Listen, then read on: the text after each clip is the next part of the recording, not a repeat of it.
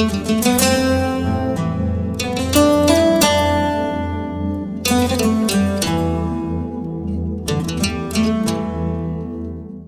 ప్రియమైన దేవుని వారలారా, మీ అందరికీ కూడా ప్రభువైన యేసుక్రీస్తు వారి పేరిట వందనములు. చిన్న ప్రార్థన చేసుకుందామండి. మమ్మల్ని మిక్కిలిగా ప్రేమించిన మా ప్రియా పరలోకపు తండ్రి, మీ ఘనమైన శ్రేష్టమైన నామమును బట్టి మీ వందనములు స్తోత్రములు చెల్లించుకుంటున్నాము దేవా. ఈ రాత్రికాల సమయమందు తండ్రి, మీ సన్నిధిలో తండ్రి, మీ మాటలు వినుటకు తండ్రి వేగిరపడిన ప్రతి ఒక్క బిడ్డని మీరు జ్ఞాపకం చేసుకోండి. మీ అమూల్యమైనటువంటి మాటలను మాకు దయచేయండి దేవా. మీ స్వరాన్ని వినిపింపచేస్తూ ఉండగా తండ్రి, వినగల చెవి, గ్రహించగల హృదయం, లోబడే జీవితాలుగా మా జీవితాలను మలచమని కోరుకుంటూ, మీ మాటల ద్వారా ఆధ్యాత్మిక బలాన్ని మేము పొందుకున్నట్టుకు గాను, ఆధ్యాత్మికంగా ముందుకు నడవడానికి గాను కృప చూపుతారని కోరుకుంటూ, సమస్త మహిమా ఘనత ప్రభావములు మీకే ఆరోపించుకుంటూ, మీ కుమారుడు మా రక్షకుడు అయినటువంటి యేసు క్రీస్తు వారి ఉన్నతమైన నామములే ప్రార్థన అడిగి వేడుకొనుచున్నాం పరమ తండ్రి, ఆమేన్. క్రీస్తునందు ప్రియులారా, మీ అందరికీ కూడా మరొకసారి ప్రభు పేరిట వందనములు. మరి మనము సంవత్సరములో చివరి నెలలో మనం ఉన్నాము. దీనికి పెట్టుకున్నటువంటి పేరు ప్రజలు ఆనందమాసం. అంటే ఈ నెలలో మనకు ఆనందము కలిగింది. మన యొక్క పాపములను కడుగుటకు గాను, మన పాపములను పారద్రోలుటకు గాను క్రీస్తు యేసు ఈ లోకంలో జన్మించారు. అది ఈ నెలలోనే. అందువలన చాలామంది ఈ నెలకి ఆనందమాసం అని పేరు పెట్టుకుంటూ ఉంటారు. అయితే నిన్నటి దినమందు ఒక భాగముగా మనం మాట్లాడుకున్నాం ప్రణాళికలో ఉన్నటువంటి ప్రభువుని గురించి. అంటే వ్రాయబడినటువంటి లేఖనముల ప్రకారంగా యేసుక్రీస్తు వారు ఈ లోకములోనికి వచ్చారని, నిన్న మొన్న వచ్చినటువంటి వారు కాదని, ఆది పూర్వం నుండి యేసుక్రీస్తు వారు లేఖనముల ప్రకారముగా ఆది కాండము నుండి కూడా యేసుక్రీస్తు వారు ప్రత్యక్షంగా మనకు కనిపిస్తూ ఉన్నారని మనము కొన్ని మాటలు ధ్యానించుకున్నాం ప్రియమైన దేవుని వారలారా. అయితే ఈరోజు కూడా ఒక చక్కటి అంశాన్ని గురించి మనం మాట్లాడుకుందాం. ఆ మాటల్లోనికి వెళ్లే ముందు పెద్ద ప్రవక్తలు ఒక ప్రవక్త అయినటువంటి యెషయా గారు రాసినటువంటి గ్రంథాన్ని మీరు చూడగలిగితే, యెషయా గ్రంథము 7వ అధ్యాయము, యెషయా గ్రంథము 7వ అధ్యాయము 14వ వచనాన్ని మీరు చూడగలిగితే చదవండి. కాబట్టి ప్రభువు తానే ఒక సూచన మీకు చూపును, ఆలకించుడి. కన్యక గర్భవతి అయి కుమారుని కని అతనికి ఇమ్మానుయేలని పేరు పెట్టును. చాలండి. ఇక్కడ మనం చూడగలిగితే సుమారు యేసుక్రీస్తు వారి కన్నా ముందు, క్రీస్తు పూర్వం 750 సంవత్సరాల క్రితం రాయబడినటువంటి మాట. ఇదొక్కటేనా అంటే ఆది కాండము నుండి కూడా రాయబడినటువంటి మాటలు మనందరికీ తెలుసు. స్త్రీ ద్వారా స్త్రీ సంతానము అపవాదిని తొక్కడానికి, సంహరించడానికి భూమి మీదకి వస్తాడని, అలాగే యోబు గారి ద్వారా, అలాగే ఇక్కడ క్రీస్తు పూర్వం 750 సంవత్సరాల క్రితం యెషయా భక్తుడి ద్వారా దేవుడు రాయిస్తున్నాడు.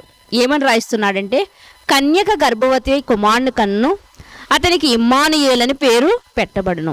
అంటే ఎన్నో సంవత్సరాల నుండి దేవుని ప్రణాళికలో ఎవరున్నారంట? రక్షకుడు రావాలని ఉంది. ఆ రక్షకుడు ఒక కన్యక గర్భవతి కంటదని దేవుని యొక్క లేఖనాలు మనకి సెలవిస్తూ ఉన్నాయి ప్రియమైన దేవుని వారలారా. అయితే దేవుని ప్రణాళికలో ఉన్నటువంటి ఆ యొక్క దేవుని మాట నెరవేరడానికి ఎన్నో సంవత్సరాలు దాటుకుని మనం వస్తే మనకి ఎవరు కనిపిస్తూ ఉంటారు అంటే, మనకి మరియ గారు కనిపిస్తూ ఉన్నారు. అంటే దేవుని యొక్క చిత్తాన్ని నెరవేర్చడానికి, దేవుని యొక్క ప్రణాళికలో ఒక పాత్రను పోషించడానికి ఎవరు ఎన్నికయ్యారు అంటే మరియ గారు అని మనకు అర్థమవుతుంది. అయితే మరియ గారు ఉన్నటువంటి ప్రాంతం ఏది అంటే నజరేతు. ఒకసారి మనం చూడగలిగితే యోహాను సువార్త మొదటి అధ్యాయము 46-47 వచనాలను మీరు చూడగలిగితే, అందుకు ఇక్కడ మనం యేసుక్రీస్తు వారిని చూసినటువంటి ఒక శిష్యుడు మరొక శిష్యుడితో చెప్తున్నాడు, మనము ఇన్నాళ్ళ నుంచి లేఖనాల ప్రకారంగా వచ్చే రక్షకుడి కోసం మనం ఎదురు చూస్తున్నాం కదా, ఆ రక్షకుడు వచ్చాడు.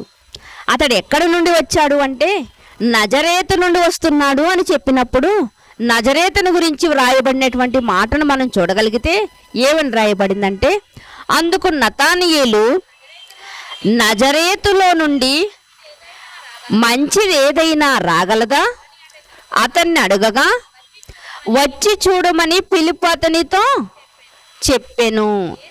యేసు నతానియేలు తన యొద్దకు వచ్చుట చూచి, ఇదిగో ఇతడు నిజముగా ఇశ్రాయేలీయుడు. ఇక్కడ మనం చూడగలిగితే చాలండి. ఇక్కడ పై వచనములో 46వ వచనంలో రాయబడినటువంటి మాటను మీరు చూడగలిగితే ఏమని వ్రాయబడింది అంటే, నజరేతులో నుండంట మంచిదేదియు రాదంట. అంటే నజరేతు అనేటువంటి పట్టణం ఎలాంటిది అంటే మంచేమీ లేనటువంటి పట్టణం అంటది. మంచేమీ లేనటువంటి పట్టణం అంట. ఎందుకు ఈ పట్టణాన్ని గురించి అట్ట రీతిగా వ్రాయించారు అంటే, చెడు దానిలో నుండి మంచిని తీసుకురావడానికి, ఇక్కడ యేసుక్రీస్తు వారిని తీసుకురావడానికి ఆయన్ని ఎవరైతే మోయవలసి ఉందో ఆ కన్యకను దేవుడు ఎక్కడి నుండి ఎన్నుకుంటున్నాడు అంటే నజరేతు పట్టణం నుండి ఎన్నుకుంటున్నాడు. ప్రియమైన దేవుని వాళ్ళారా, అంటే ఇలా పాడైన పట్టణాలు కూడా ఉంటాయా అంటే ఉంటాయి. బైబిల్ గ్రంథంలో పాత నిబంధనలో మనకి 2 జంట నగరాలు కనిపిస్తూ ఉంటాయి. ఈరోజు సికింద్రాబాద్, హైదరాబాద్ ఎలా అయితే జంట నగరాలుగా పిలువబడుతున్నాయో, పాత నిబంధన కాలంలో కూడా సొదొమ గొమొర్రాలనే 2 పట్టణాలు కూడా జంట నగరాలుగా పిలువబడ్డేవి. ఆ జంట నగరాల్లో ఎలా ఉన్నాయంటే పాపముతో నిండిపోయి ఉన్నాయంట. మంచేమీ కూడా లేదంట. మంచేమీ లేకపోయినా చెడుగా ఉన్నటువంటి ఆ యొక్క పట్టణాల్లో ఒక మంచి వ్యక్తిని దేవుడు మనకు చూపించాడు. ఆయన ఎవరు అంటే లోతు గారు. ప్రియమైన దేవుని వాళ్ళారు. అలాగే ఇక్కడ కూడా నజరేతులో మంచి ఏమీ లేదంట. అయినప్పటికీ కూడా మంచి లేనటువంటి ఆ పట్టణములో నుండి ఎవరిని ఎన్నుకుంటున్నాడు అంటే దేవుడు మరియను ఎన్నుకుంటున్నాడు. ప్రియమైన దేవుని వాళ్ళారా, మరియను ఎన్నుకుంటున్నాడు. అంటే ఇక్కడ మనం చూడగలిగితే మరియ నజరేతు పట్టణం, గలిలయ దేశంలో నజరేతు పట్టణానికి సంబంధించినటువంటి స్త్రీగా మనకు కనిపిస్తుంది. ఆమెకు ఎవరితో అయితే ప్రదానం చేయబడిందో ఆ యోసేపు గారు యూదా దేశంలో ఉన్నటువంటి బెత్లెహేం పట్టణానికి చెందినవాడిగా మనకు కనిపిస్తూ ఉన్నారు. వీరిరువురికి కూడా ప్రదానం చేయబడినట్లుగా మనకి బైబిల్ గ్రంథంలో లేఖనాలు మనతో మాట్లాడుతున్నాయి. అయితే ప్రణాళిక ప్రకారంగా మనం చూడగలిగితే యేసుక్రీస్తు వారు రక్షకుడుగా ఈ లోకానికి ఉద్భవించాలి అంటే, ఈ లోకానికి రావాలి అంటే దేవుడు ఒక కన్యకను ఏర్పాటు చేసుకున్నాడు. అది యేసుక్రీస్తు వారు తల్లి అయినటువంటి మరియగా ఆమెను దేవుడు ఎన్నిక చేసుకున్నాడు. పాడైపోయిన పట్టణములో నుండి ఆమె ఎన్నికయిందంటే, పట్టణం పాడైనప్పటికీ కూడా ఆమె హృదయం ఎంత బాగుందో మనకు అర్థమవుతుంది. కనుకనే ఈరోజు మనము మరియ గారిని గురించి మనం ధ్యానించుకుందాం. ప్రియులారా, మరియ గారిని గురించి మనం ధ్యానించుకుందాం. చూడండి, లూకాసు వార్త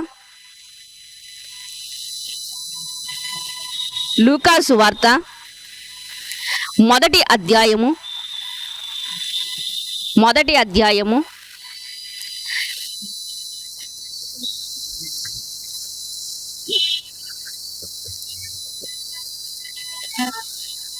లూకాసు వార్త మొదటి అధ్యాయము 28వ వచనాన్ని మీరు చూడగలిగితే పైనుంచి చదువుకుందామండి. 6వ నెలలో గబ్రియేలుని దేవదూత గలిలయలోని నజరేతను ఊరిలో దావీదు వంశస్థుడైన యోసేపు అను ఒక పురుషునికి ప్రదానం చేయబడిన కన్యక యొద్దకు దేవుని చేత పంపబడెను. ఆ కన్యక పేరు మరియా. ఆ దూత లోపలికి వచ్చి ఆమెను చూచి, దయాప్రాప్తురాలా, నీకు శుభము, ప్రభు నీకు తోడై ఉన్నాడని చెప్పెను. ఆమె ఆ మాటకు బహుగా తొందరపడి ఈ శుభవచనమేమిటో అని ఆలోచించుండగా దూత, మరియా, భయపడకుము, దేవుని వలన నీవు కృప పొందితివి. చాలండి. ఇక్కడ మనం చూడగలిగితే 6వ నెలలో గబ్రియేలు దేవదూత గలిలయలోని నజరేతను ఊరిలో దావీదు వంశంలో ఉన్నటువంటి యోసేపు గారికి ప్రదానం చేయబడినటువంటి మరియ గారి దగ్గరికి వచ్చింది. కన్యక అయినటువంటి మరియ గారి దగ్గరికి వచ్చి దూత మాట్లాడుతున్నటువంటి మాట ఏమిటి అంటే, దయాప్రాప్తురాలా, నీకు శుభము, నీవు దయ పొందిన దానవు. దేవుని చేత పంపబడినటువంటి ఒక దూత మాట్లాడుతున్నటువంటి మాటలో నీవు దయ పొందిన దానవు అంటే దేవుని చేతే ఒక మంచి సర్టిఫికేట్ పొందుకుంటుంది మరియా. దయ పొంది, దేవుని చేతే దయ పొందిందంటే ఆమె యొక్క బుద్ధి, ఆమె యొక్క జ్ఞానము, ఆమె యొక్క పరిశుద్ధత ఎలా ఉందో మనం ఆలోచించాలి. ఎందుకంటే చాలా మార్లు మనం ఇక్కడ మాట్లాడుకుంటూ ఉంటాం, ప్రార్థన కోసం మాట్లాడుకుంటూ ఉంటాం. మనం ప్రార్థన ఎలా చేయాలి, ఎవరికి చేయాలి, ఇవన్నీ మనకు తెలిసినప్పటికీ కూడా రూల్స్ ప్రకారంగా దేవుడు చెప్పినట్లుగా మనం ప్రార్థన చేసినప్పటికీ కూడా ప్రియమైన దేవుని వల్లరా మన ప్రార్థన ఎలా ఉండాలి అంటే పాపము లేనిదై ఉండాలి. అంటే దేవుడు వినాలి అంటే మన ప్రార్థన ఎలా ఉండాలి, పాపము లేనిదై ఉండాలి. అంటే మనం గంట సేపు ప్రార్థన చేసినా, 2 గంటల ప్రార్థన చేసినా మనకు ప్రతిఫలం రావాలంటే అందులో ఏముండాలి, ఏముండకూడదంట, పాపము లేనిదానిగా ఉండాలంట. అలాగే ఇక్కడ మరియ గారిని గురించి మనం ఆలోచన చేస్తే దేవుడు దయ పొందిన దానివి అని మాట్లాడుతున్నారు అంటే ఆమె యొక్క క్యారెక్టర్, ఆమె యొక్క గుణ లక్షణాలు ఎలా ఉన్నాయో మనకు అర్థమవుతుంది. ఆలోచిస్తే మనకు అర్థమవుతుంది ప్రియమైన దేవుని వారలారా. ఎందుకు అంటే ఆ గుణ లక్షణాలు లేకుండా దేవుని దయను ఆమె పొందదు.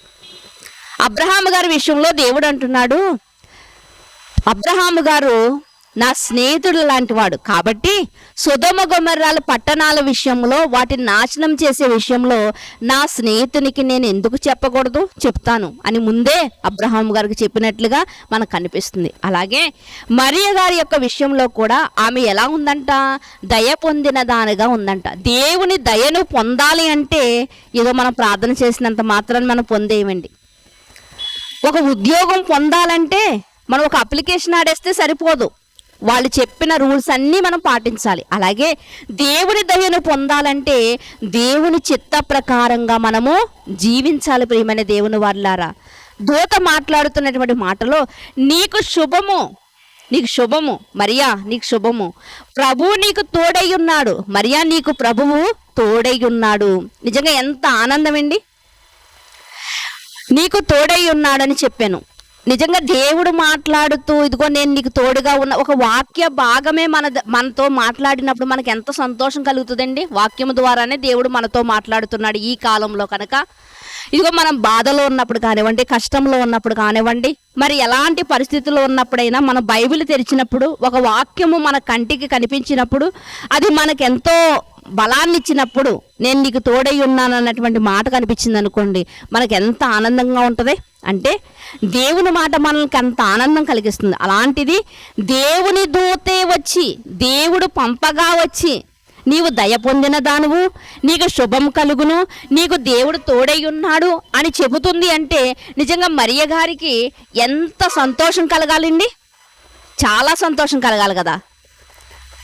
మనుషులు విడిచిపెట్టినప్పటికీ దేవుడు నన్ను విడిచిపెట్టేవాడు కాదని మనం ఎన్నో మార్లు మనం మాట్లాడుకుంటూ ఉంటాం కదా. ఇప్పుడు మనుషులు కాదు, దేవుని దూతే నా దగ్గరికి వచ్చి నీకు శుభం కలుగును గాక, దేవుడు నీకు తోడై ఉన్నాడు, నువ్వు దయాప్రాప్తురాలువు, నువ్వు దయను పొందుకున్నావు దేవుని చేత అని మాట్లాడిందంటే ఎంత ఆనందంగా ఉండాలి. అయితే మరియను మనం చూడగలిగితే తర్వాత మాటలో ఏమని మనకు కనిపిస్తుందంటే ఆమె ఆ మాటలకు సంతోషపడవలసినది పోయి ఆమె ఏం చేస్తుందంటే అక్కడ ఆమె ఆ మాటకు బహుగా తొందరపడి ఈ శుభవచనం ఏమిటో అని ఆలోచించుకొనిచుండగా, ఇక్కడ మనం చూడగలిగితే ఒక పక్క తొందరపడుతుందంట, ఒక పక్క ఆలోచన చేసుకుంటుందంట ఏంటి ఆ శుభవచనం అని, ఒక పక్క భయపడుతుందంట. ఆ మాట కూడా అక్కడే మనకు కనిపిస్తుంది. ఇంతకీ మరియ గారు సంతోషంతో గెంతులు వేయవలసినటువంటి సమయంలో ఎందుకు తొందరపడుతుంది, ఎందుకు భయపడుతుంది, ఏం ఆలోచిస్తుంది? నిజంగా మనం చూడగలిగితే ప్రియమైన దేవుని వారలారా, ఎందుకు తొందరపడుతుంది, ఎందుకు భయపడుతుంది అంటే మత్తయి సువార్తకు ముందున్నటువంటి పుస్తకం ఏంటండి, మలాకీ గ్రంథం.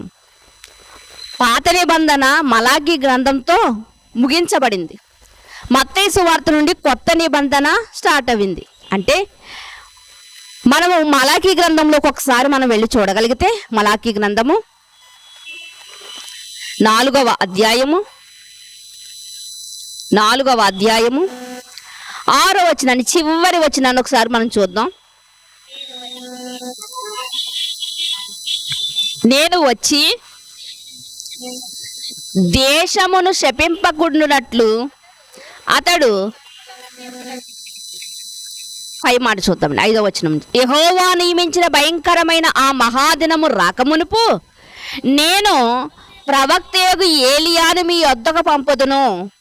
నేను వచ్చి దేశమును శపింపకుండునట్లు అతడు తండ్రుల హృదయములను పిల్లల తట్టుకును, పిల్లల హృదయములు తండ్రుల తట్టుకును త్రిప్పును. ఇక్కడ దేవుడు మాట్లాడుతూ, మలాకీ గారి ద్వారా మాట్లాడుతూ, ఇదిగో చివరి దినాలలో లేకపోతే మహాదినము రాకమునుపు నేను ఎవరిని పంపిస్తాను? ప్రవక్త అయినటువంటి ఏలియా గారు అప్పటికి చనిపోయి చాలా సంవత్సరాలైంది. కానీ దేవుడు ఏమని చెప్తున్నాడు? ప్రవక్త అయినటువంటి ఏలియాని నేను మరలా పంపిస్తానంటున్నాడు. అంటే మరలా ఏలియాను పంపిస్తాడా దేవుడు? రెండవసారి ఏలియాను పంపిస్తా. అసలు చనిపోయిన వారు మరలా తిరిగి భూమి మీదకి వస్తారా? రారు. మరి ఈ రోజు దెయ్యాలుగా వస్తున్నారు కదండి అంటే అదంతా మన భ్రమ, ప్రియమైన దేవుని వల్లరా. అంటే చనిపోయిన వారు మరలా రావడానికి అవకాశమే లేదు.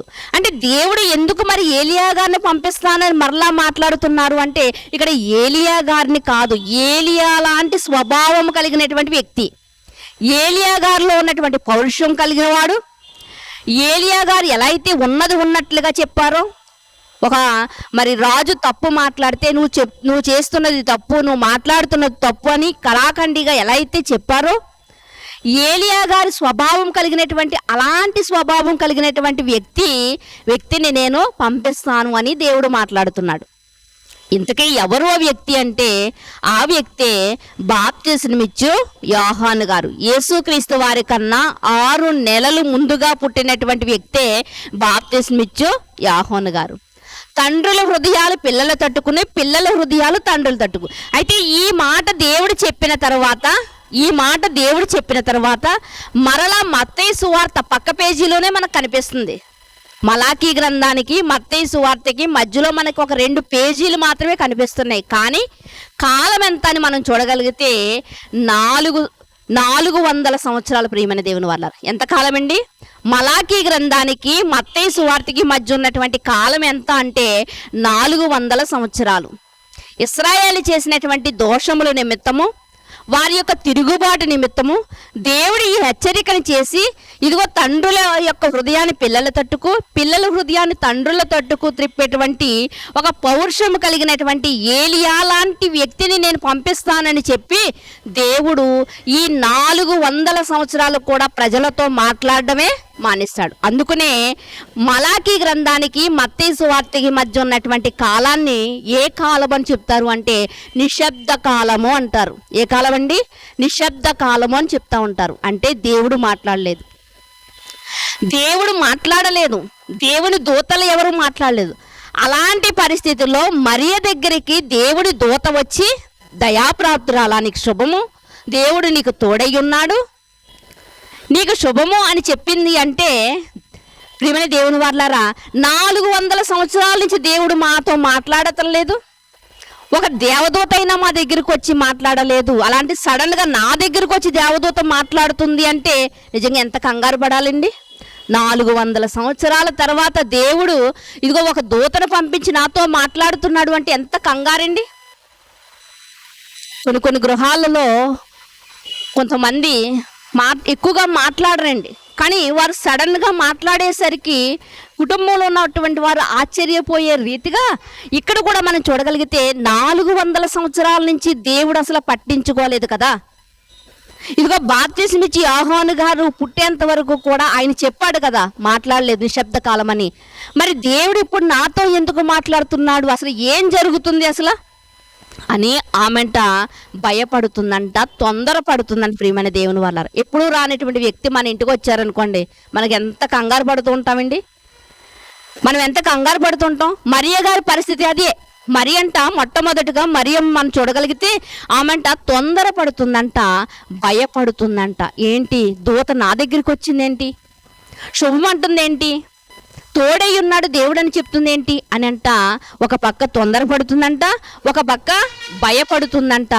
ఇంకా శుభవచనము అని చెబుతుంది కదా, ఏంటి ఆ శుభవచనం, అసలు దేవుడు ఏం కబురు పంపించాడు అని ఆలోచిస్తుంది ప్రియమైన దేవుని వారలారా. ఎందుకు అంటే అప్పటికే ఎంతోమంది దేశంలో కన్యకలు లేరా, గలిలయ దేశంలో లేరా, యూదా దేశంలో కన్యకలు లేరా, ఎంతోమంది కన్యకలు ఉన్నప్పటికీ కూడా దేవుడు ఎవరిని ఏర్పాటు చేసుకున్నాడు అంటే మరియని ఏర్పాటు చేసుకున్నాడు. మరియని గురించి మనం చాలాసార్లు చెప్పుకున్నాం. మరియ అంటే, మరియ పేరు ఎవరిలో నుండి వచ్చిందంటే అహరోను మోషే గారి యొక్క సహోదరి అయినటువంటి మిరియాములో నుండి వచ్చినటువంటి పదమే మరియా అనే పదం. ఎక్కువగా మరియా అనే పదాన్ని ఆ పేరును పెట్టుకుంటూ ఉండేవారు. ఎందుకు అంటే ఒకనాడు మిరియాము ఎలా అయితే దేవునిలో చక్కగా కొనసాగిందో, అనేక మంది స్త్రీలను దేవుని కొరకు నడిపించిందో, ఒక ప్రవక్త్రిగాను, ఒక మంచి పాటలు పాడేదానిగాను, ఒక మంచి సితార వాయించేదానిగాను, ఎంత ఆత్మీయంగా తను ఎంత చక్కగా పాడేది, అన్ని విషయాల్లో ఎలా అయితే మిరియాము ఉందో, మా పిల్లలు కూడా, మా ఆడపిల్లలు కూడా అట్టి రీతిగా ఉండాలని మిరియాము పేరు, మిరియాములో ఉండొచ్చినటువంటి మరియ పేరును పెట్టుకుంటూ ఉండేవారు. అలాంటి పేరు కలిగినటువంటి ఈమెను దేవుడు ఎన్నుకున్నాడు. ఆ ఎన్నికలో ఈమె సెలెక్ట్ అయిందంట. ఎంతోమంది ఆ రోజు కూడా ఎంతోమంది కన్యకలు ఉండే ఉంటారు. తర్వాత మాటను కూడా మీరు చూడగలిగితే లూకా సువార్త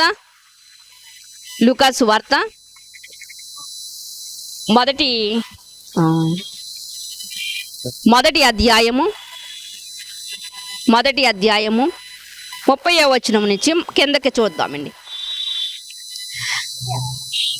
ఆ శుభవచనం ఏమిటో అని ఆలోచించుకొని చుండగా దూత, మరియా భయపడకుము, దేవుని వలన నీవు కృప పొందితివి, ఇదిగో నీవు గర్భము ధరించి కుమారుని కని ఆయనకు యేసు అని పేరు పెట్టెదవు. ఇక్కడ మనం చూడగలిగితే మరియా నువ్వు తొందరపడకు, మరియా నీవు కంగారు పడకు. ఎందుకు అంటే ఇదిగో దేవుడు నీవు గర్భము ధరించడానికి ఒక రక్షకుడైనటువంటి, ఒక మహోన్నతుడైనటువంటి, ఒక గొప్పవాడైనటువంటి యేసుక్రీస్తు వారికి తల్లిగా నిన్ను నియమించుకొనుటకు దేవుడు నిన్ను ఎన్నుకున్నాడు అని చెప్పి ఏమని మాట్లాడుతుంది అంటే, నీవు గర్భము ధరించి కుమారుని కని ఆయనకి యేసు అని పేరు పెట్టెదవు, ఆయన గొప్పవాడై సర్వోన్నతుని కుమారుడు అనబడును. నీ కుమారుడు కాదు, ఏమని, ఎవరి కుమారుడంట, సర్వోన్నతుని కుమారుడు అనబడతాడు. అంటే సర్వోన్నతుని కుమారునికి, దేవుని కుమారునికి నువ్వు తల్లిగా ఒక పాత్ర పోషిస్తున్నావు, ఒక తల్లిగా నువ్వు ఒక పాత్రను పోషిస్తున్నావు. నిజంగా మరియ గారు ఈ సందర్భం జరిగేటప్పటికి మరియ గారి వయసును మనం ఆలోచన చేయగలిగితే, ఆ కాలానికి వెళ్ళి మనం చూడగలిగితే, చరిత్రకారులు రాసినటువంటి పుస్తకాలను మనం చూడగలిగితే ఏమని రాయబడి ఉంటుందంటే, ఆ రోజుల్లో సుమారు 13 సంవత్సరాల నుంచి 15 సంవత్సరాల లోపు ప్రతి ఒక్క కన్యకకు కూడా వివాహం జరిగించేవారంట. మనకి కూడా చాలా మట్టుకు తెలుసు కదండి, బాల్య వివాహాలు చేస్తూ ఉండేవారు. అయితే మరియ గారు ఉన్నటువంటి పరిస్థితి కూడా అలాంటిదే. కన్యక అనుకున్నాం కాబట్టి ఏదో 18 సంవత్సరాలు, 16 సంవత్సరాలు, 20 సంవత్సరాలు ఉంటాయి అనుకోవడం పొరపాటు ప్రియమైన దేవుని వాళ్ళరా. 13 సంవత్సరాల నుంచి 15 సంవత్సరాల వయసు ఉండవచ్చు అని చెప్తున్నారు. ఇక మనం చూడగలిగితే ఆ వయసులో వారు ఏం చేసేవారంటే, ప్రదానం చేసిన తర్వాత 1 సంవత్సరం గ్యాప్ ఇచ్చి తర్వాత వివాహం జరిగించేవారు. ఈ సంవత్సరము ఏంటి అంటే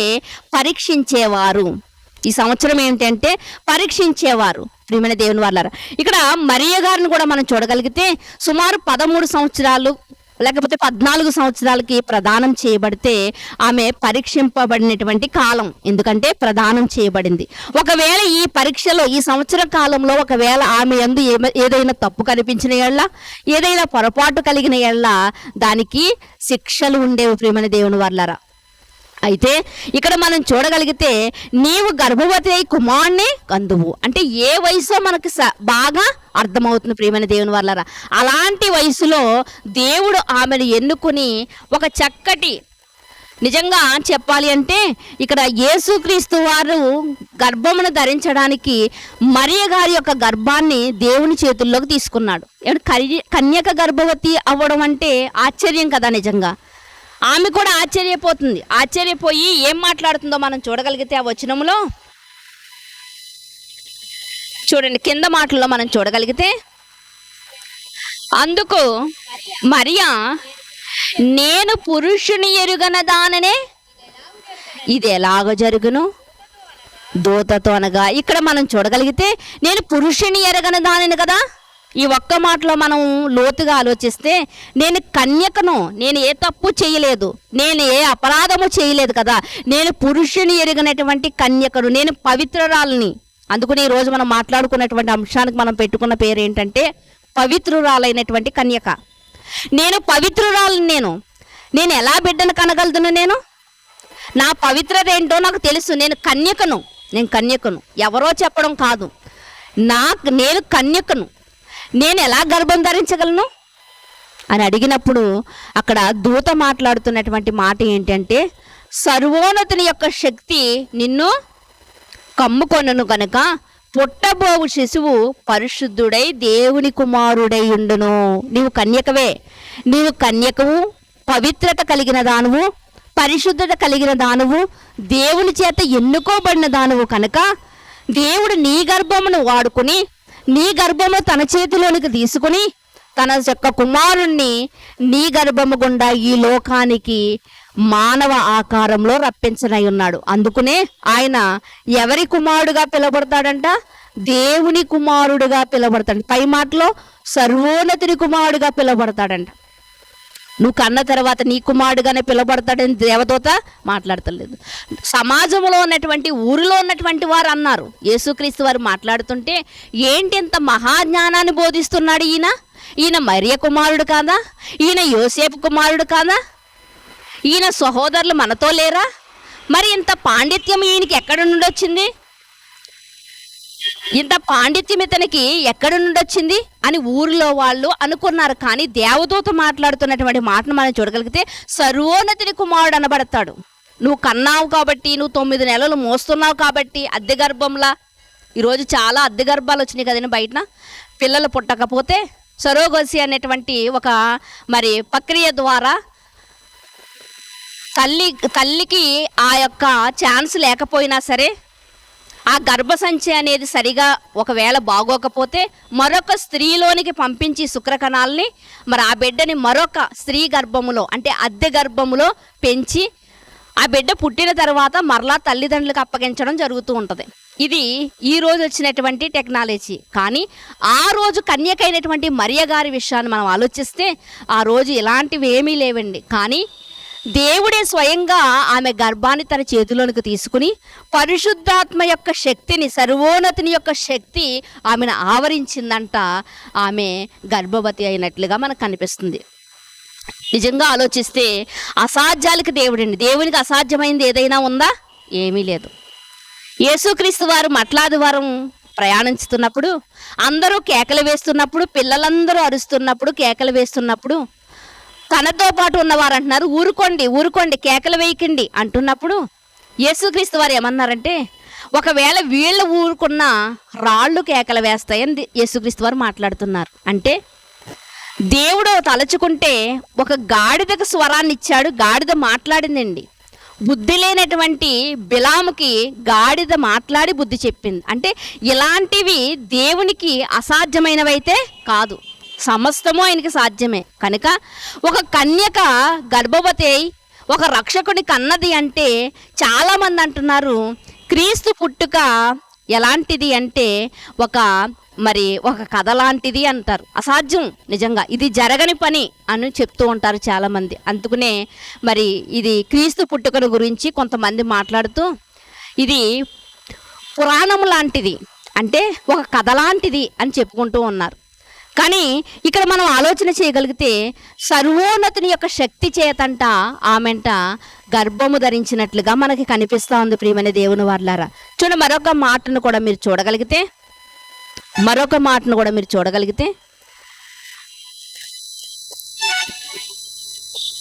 36వ వచనం నుంచి, మరియు నీ బంధువురాలు ఎలిజబెతు కూడా తన వృద్ధాప్యమందు ఒక కుమారుని గర్భము ధరించి ఉన్నది. గొడ్రాలనబడిన ఆమె 6వ మాసము దేవుడు చెప్పిన ఏ మాట అయినను నిరర్ధకము కానేరదని ఆమెతో చెప్పాను. ఆశ్చర్యపోతున్నావా మరియా నువ్వు? అయితే నీ బంధువురాలే ఎవరు? జకర్యా ఎలిజబెత్లు కూడా మనం ఆలోచన చేయగలిగితే ఎప్పటి నుంచో ప్రార్థన చేస్తున్నారు. ఎవరు కావాలని? పిల్లలు కావాలని. కానీ దేవుడు వినలేదు. ఎందుకో తెలుసా అండి? ఇందాక మాట్లాడుకున్నాం కదా, మలాకీ గ్రంథము నుండి మత్తయి సువార్త వరకు దేవుడు నిశ్శబ్ద కాలం, అంటే దేవుడు నిశ్శబ్దంలోనికి వెళ్ళిపోయాడు. పిల్లల విషయంలో కూడా చూడండి, చాలాసార్లు మనం చెబుతాం, వారు వినకపోతే మనం నిశ్శబ్దంగా ఉంటాం, ఊరుకుంటా ఉంటాం, వీడు వినడు అని. దేవుడు కూడా ఇశ్రాయేలు పట్ల నిశ్శబ్దంగా ఉన్నాడు. అలాంటప్పుడు జకర్యా గారు, ఎలిజబెత్ గారు ఎంత ప్రార్థన చేసినా వారి ప్రార్థన మనవులు దేవుడు వినలేదు. వారికి వృద్ధాప్యం వచ్చేసిందంట. వృద్ధాప్యం వచ్చిన తర్వాత, కాలం పరిపూర్ణమైన తర్వాత, గలతీ పత్రికలో మనం చదువుకుంటాం కదా, పౌలు గారు చెప్పిన మాట, కాలము పరిపూర్ణమైనప్పుడు అప్పుడు జకర్యా గారు, ఎలిజబెత్ గారు చేసినటువంటి ప్రార్థన విన్నాడు. అది కూడా దేవుడు ఎలా సమాధానం ఇచ్చాడంటే, ప్రతి ఒక్కరూ కూడా అహరోను సంతతిలో నుండి వచ్చినటువంటి వారు యాజక ధర్మం చేస్తూ ఉన్నారు. ఆ రోజు కూడా జకర్యా గారు ఏ సంతతికి చెందినవాడు అంటే అహరోను సంతతికి చెందినవాడు కనుక జకర్యా గారు అంటే యాజక ధర్మం చేయడానికంట పరిశుద్ధ స్థలంలోనికి వెళ్ళాడంట. ఆయన వెళ్ళినప్పుడు అందరూ బయట ఉన్నారు, ఈయన మాత్రం లోపలికి వెళ్ళాడు. ఎందుకంటే ఆ రోజు దేవుని సన్నిధిలో మరి సేవా కార్యక్రమం చేయవలసినటువంటి పని ఎవరిదంటే జకర్యా గారిది. అయితే వెళ్ళాడు. వెళ్ళిన తర్వాత దూత ప్రత్యక్షం అవగానే ఆ సందర్భంలో కూడా మనం చూడగలిగితే ఆయనంట తొందరపడిపోయాడంట. దూతను చూడగానే భయపడ్డాడంట. ఎందుకో తెలుసా? ఏంటి 400 సంవత్సరాలు అంటే 4 తరాల నుంచి మా నాన్నగారు, మా తాతగారు, మా ముత్తాత గారు, వీళ్ళందరి తరం నుంచి కూడా ఈ 4 తరాల నుంచి దేవుడు మాట్లాడండి, దేవదూత రానిది. ఈ రోజు ఎందుకు దేవదూత ప్రత్యక్షమైందని అంటే ఆయన కూడా కంగారు పడ్డాడంట. ఎందుకంటే మరియ గారి కాలంలోనే కదా ఆయన కూడా ఉన్నాడు. ఆయన కూడా కంగారు పడ్డాడంట. అప్పుడు దేవదూత అంటుంది, నీకు కుమారుడు పుడతాడు, నీ ప్రార్థనలో దేవుని సన్నిధికి చేరాయి. అంటే ఇన్ని సంవత్సరాల నుంచి చేరలేదు. ఇప్పుడు ఏమైంది? ఇప్పుడు కాలము పరిపూర్ణమైంది కాబట్టి నీ ప్రార్థన దేవుడు విన్నాడు, నీకు ఒక కుమారుడు పుడతాడు, ఆయన పేరు యోహాను అని పెడతావు. మలాకీ గ్రంథంలో మనం చూసాం కదా ప్రవచనం. ఆ ప్రవచనం ఇక్కడ నెరవేరుతుంది. అతడు ఎలాంటి వాడవుతాడంటే తండ్రుల యొక్క మనసును పిల్లలు తట్టుకుని, పిల్లల మనసును తండ్రులు తట్టుకుని త్రిప్పువాడై ఉంటాడు. నిజంగా ఎంత పౌరుషం కలిగిన వాడండి బాప్తిస్మిచ్చి యోహాను గారు కూడా. ఆయన సందర్భంలో ఒక విచిత్రమైనటువంటి సందర్భం ఏమిటి అంటే, ఆల్రెడీ అందరూ కూడా బాప్తిసం తీసుకోవడానికి వచ్చిన వారు అందరూ కూడా చేసిన తప్పులు ఒప్పుకునే బాప్తిసం తీసుకుంటారు.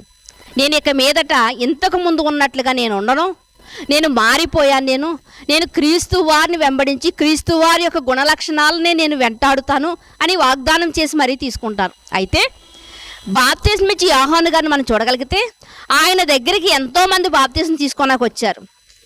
అంటే తమ పాపములు ఒప్పుకునే వచ్చారు, పశ్చాత్తాప పడుతూనే వచ్చారు.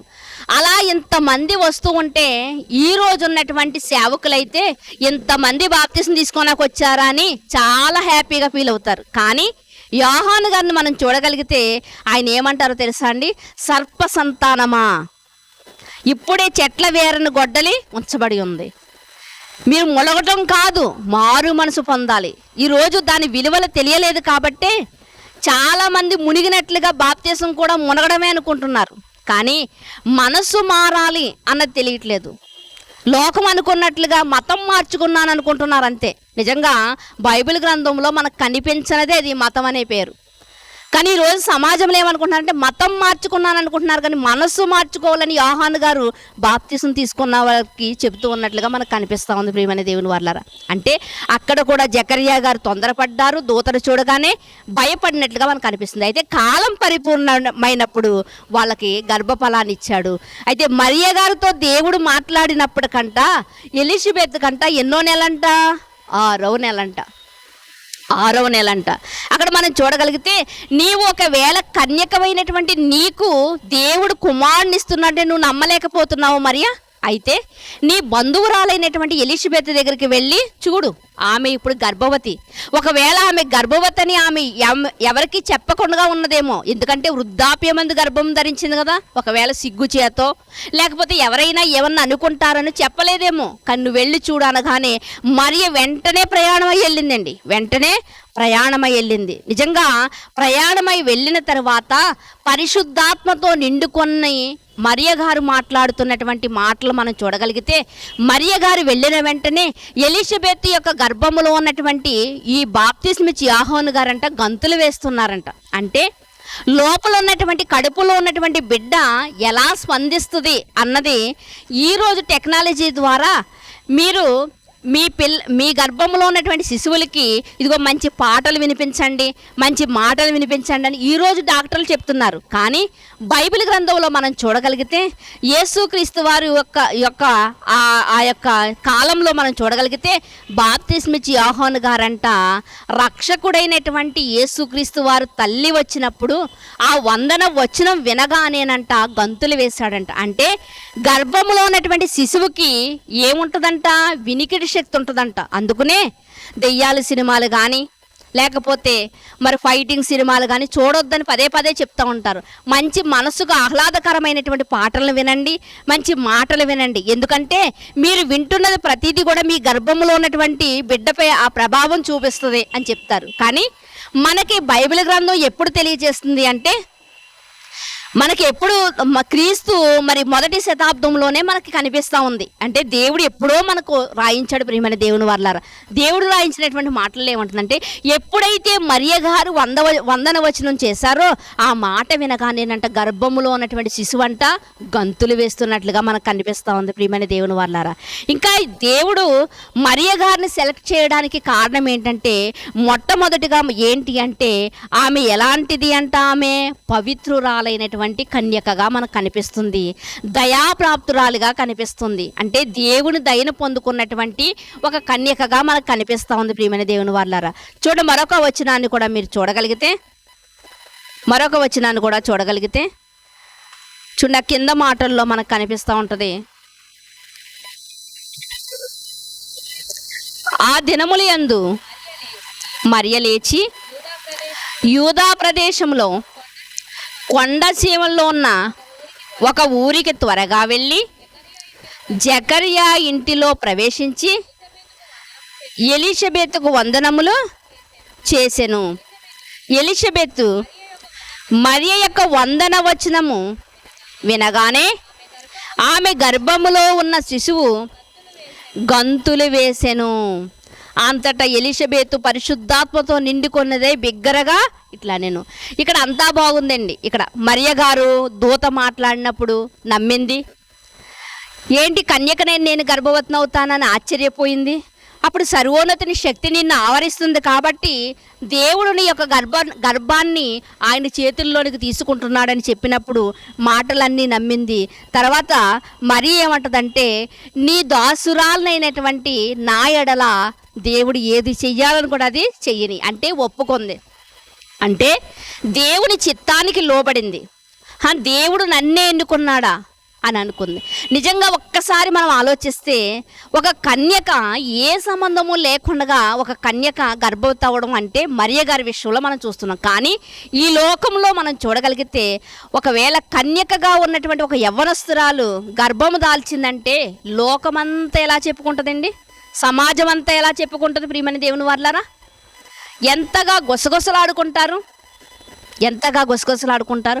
ఒకవేళ మరియ గారు ఇలా జరుగుతుందని తెలిసి సమాజంలో ఉన్నటువంటి పద్ధతి ఇది, అసలు వివాహం అయితేనే గర్భఫలం రావాలి కదా, అప్పుడే కదా విలువగా ఉంటుంది, ఇవన్నీ తెలిసినప్పటికీ కూడా గర్భము ధరించడానికి ఆమె ఒప్పుకుంది. ఇంకా మనం ముఖ్యంగా మాట్లాడుకోవాలి అంటే మరియ గారికి ధర్మశాస్త్రం తెలీదా? తెలుసు. మరి యోసేపు గారిని కూడా మనం ఆలోచించగలిగితే యోసేపు గారు కూడా ఒకవేళ మరియ గారు దేవుని చిత్తానికి లోబడిన యోసేపు గారు అసలు యోసేపు గారు ఒప్పుకోవచ్చా?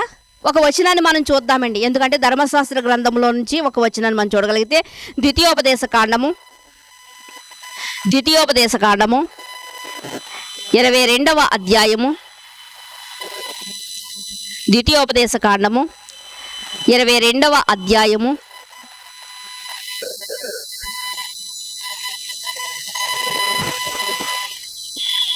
20వ వచనాన్ని చూద్దాం. క్షమించండి, మొట్టమొదట 13వ వచనాన్ని చూద్దాం. ఒకడు స్త్రీని పెండ్లి చేసుకుని ఆమెను కూడిన తరువాత ఆమెను వల్లక ఆమె మీద అవమాన క్రియలు మోపి ఆమె చెడ్డదని ప్రచురపరిచిన ఎడల ఈ స్త్రీని నేను పరిగ్రహించి ఈమె దగ్గరకు వచ్చినప్పుడు ఈమె యందు కన్యత్వపు నాకు కనపడలేదని చెప్పిన ఎడల. ఇక్కడ మనం చూడగలిగితే అంటే ఇలాంటి విషయాలు కూడా దేవుడు రాయించాడంటే దేవుడు ప్రతి విషయాన్ని గురించి రాయించాడు. కాకపోతే మనం నేర్చుకోలేదు, మనకు ఎవరు చెప్పలేదు. ఎందుకంటే ఇదిగో దేవుడికి ఇస్తే దేవుడు మిమ్మల్ని ఆశీర్వదిస్తాడు, దేవుడికి ప్రార్థన చేస్తే దేవుడు వింటాడు, ఈ మాటలే మనకు అలవాటు అవని. కానీ ప్రతి విషయాన్ని కూడా దేవుడు రాయించాడండి. ఇక్కడ మనం చూడగలిగితే ఒక వ్యక్తి ఒక స్త్రీని వివాహం చేసుకున్న తర్వాత ఒకవేళ ఆ స్త్రీలో కన్యత్వపు లక్షణాలు కనిపించకపోతే, ఒకవేళ కనిపించలేదని అతడు అంటే ఇద్దరిలో ఎవరిది తప్పు ఉందో చూసి వారికి శిక్ష వేస్తారంట. చూడండి కింద మాటలో కూడా 20వ వచనాన్ని చూద్దాం. అయితే ఆ మాట నిజమైన ఎడల అనగా ఆ చిన్నదానియందు కన్యక లక్షణములు కనబడని ఎడల వారు ఆమె తండ్రి ఇంటి వద్దకు ఆ చిన్నదానిని తీసుకుని రావలెను. అప్పుడు ఆమె ఊరివారు ఆమెను రాళ్లతో చావగొట్టవలెను. ఇక్కడ మనం చూడగలిగితే అంటే ఎందుకు అంటే అది వ్యభిచారపు లెక్కలోనికి వస్తుంది. ధర్మశాస్త్రం చెప్తున్నటువంటి మాట పైన వివాహమైన వాడు మాట్లాడు, కింద కూడా మనం చూడగలిగితే ఈ లిస్ట్ అంతా మనం చూడగలిగితే అంటే ఇప్పుడు ప్రదానం చేయబడిన తర్వాత 1 సంవత్సరం కాలం పరీక్ష అయిన తర్వాత ఈలోపు ఒకవేళ ఆమె కన్యత్వపు లక్షణాలను పోగొట్టుకుంటే, ఒకవేళ వివాహమైన తర్వాత కూడా ఆమె కన్యక కాదు అని తెలిస్తే, ఆమె అప్పటికే అపవిత్రురాలయ్యిందని తెలిస్తే ఆమెకి ఎలాంటి శిక్ష అంట? రాళ్లతో కొట్టి చంపుతారంట. అంటే ప్రతిదీ ధర్మశాస్త్రం అని చూడగలిగితే ప్రతి శిక్ష అండి. ఈరోజు ఫారిన్ దేశాల్లో ఎలా అయితే ఒకడు తప్పు చేసినప్పుడు నడి రోడ్డులో వాడిని ఉరి తీస్తున్నారు. ఎందుకంటే ఈ ఉరి తీయడం మరొకడు చూసినప్పుడు మరొకడు తప్పు చెయ్యడు కాబట్టి అలాంటి శిక్షలు విధిస్తారు. ధర్మశాస్త్రంలో కూడా అలాగే కనిపిస్తూ ఉంటుంది మనకు శిక్ష. ఈ దేవుడు వేసినటువంటి శిక్షను చూసినప్పుడు మరొకడు ఆ తప్పు చేయడానికి ముందుకు రాడు. ప్రియమైన దేవుని వారలారా, కనుక ఇక్కడ మనం చూడగలిగితే ఇప్పుడు ధర్మశాస్త్రం అంతా ఎవరికి తెలుసు? యోసేపు గారికి తెలుసు, మరియ గారికి తెలుసు. ఎందుకంటే వారు ఎవరంట? యూదా వంశస్థులంట. ప్రియమైన దేవుని వారలారా, కనుక ధర్మశాస్త్రం బాగా తెలిసిన వారే. అయితే ఇలాంటి చట్టం ఉంది, ఒకవేళ నేను గర్భవతిని అయితే సమాజం నన్ను రాళ్లతో కొడతారేమో, సమాజం నన్ను వెలివేస్తారేమో, ఇలాంటి ఆలోచనలు రావాలి కదా. అవేమీ మనసులో పెట్టుకోకుండా దేవుడు తన దాసురాలి ఏళ్ళ తన చిత్తాన్ని నెరవేర్చును అంటుంది. అంటే హృదయపూర్వకంగా ఒప్పుకుంటుంది. ప్రియమైన దేవుని వారలారా, ఒకవేళ యోసేపు గారి దగ్గరికే వస్తే మరి యోసేపు గారు ఒప్పుకోవాలి కదా. ఏంటి, నేను ప్రదానం చేయబడిందంతే, ఇంకా మాకు వివాహం అవ్వలేదు, ఇంకా సంసార జీవితం మేము సాగించలేదు కదా, మరి ఈమె ఎలా గర్భవతి అయింది? ఆయనకు కూడా అనుమానం రావచ్చు కదా. ఒకవేళ అనుమానం వచ్చినా దేవుడు అతనితో ఏమని మాట్లాడుతున్నాడంటే, నీ భార్య అయినటువంటి, ఎందుకంటే భార్యను ఎందుకు సంబోధింపబడిందంటే ప్రదానం చేయబడితే సగం వివాహం అయినట్లే మనకి ఇప్పుడు కూడా చెప్తూ ఉంటారు. కనుక దేవుడు అంటున్నాడు యోసేపు గారితో, నీ భార్య అయినటువంటి మరియా గర్భవతే, కానీ ఆమె ఎటువంటి తప్పు చేయలేదు, ఎటువంటి పాపము చేయలేదు. పరిశుద్ధాత్మ వలన ఆమె గర్భవతి అయింది. కాబట్టి ఏం చేస్తావు, నువ్వు ఆమెను చేర్చుకో. ఎందుకంటే యోసేపు గారు అనుకుంటున్నారు ఆమెను ఒకవేళ నడి రోడ్డులోనికి లాగితే ఆమెకు శిక్ష పడుతుంది. కానీ అలా ఇష్టపడతలేదండి. యోసేపు పాత నిబంధనలో యోసేపు కావచ్చు, ఇక్కడ కొత్త నిబంధనలో యోసేపు కావచ్చు, మంచి లక్షణాలు కలిగిన వారుగా మనకు కనిపిస్తున్నారు. అయ్యో ఈమెను నేను ఒకవేళ వీధిలోనికి లాగితే ఈమెకు శిక్ష పడుతుంది, కానీ నేను అలా లాగను, నేను అలా బయట పెట్టను, నేను సైలెంట్గా నేను ఆవిడను వదిలేస్తాను, నేను వివాహం చేసుకోను అని మనసులో అనుకుంటున్నాడు. వెంటనే దేవుడు స్పందించాడు. దేవుని దూత వచ్చింది, నువ్వు ఆమెను విడిచిపెట్టవద్దు. ఎందుకో తెలుసా, ఆమె పరిశుద్ధాత్మ వలన ఆమె గర్భం ధరించింది కనుక ఆమెను నువ్వు చేర్చుకో అనగానే ఏదో ఆమె బతుకుతుందిలే అని వదిలిపెట్టేయలేదు. చేర్చుకో అనగానే యోసేపు గారిది బెత్లెహేము యూదా దేశంలో బెత్లెహేం. కానీ యోసేపు గారు దేవుని మాటని విని ఈయన ఎక్కడికి వెళ్ళారో తెలుసండి, గలిలయ దేశంలో ఉన్నటువంటి నజరేత్ అనే మరియ ఊరికి వెళ్ళి ఆమెను చేర్చుకున్నట్లుగా మనకు కనిపిస్తుంది.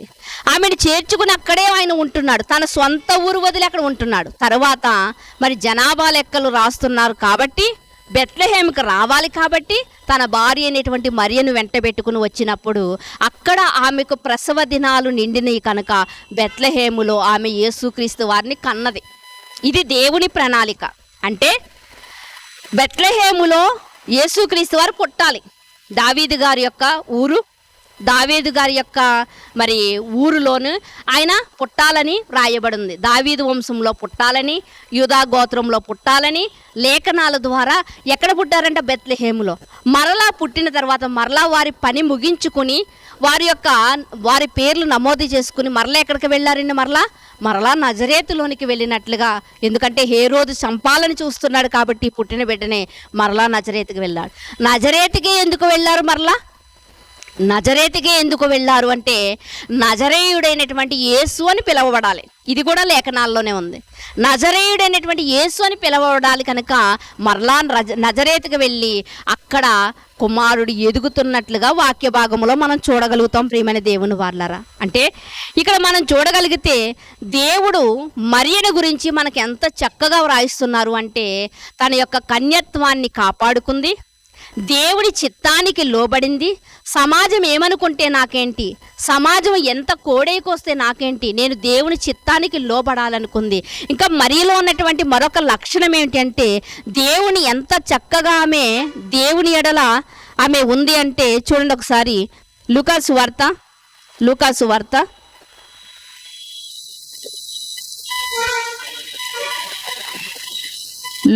వార్త మొదటి అధ్యాయము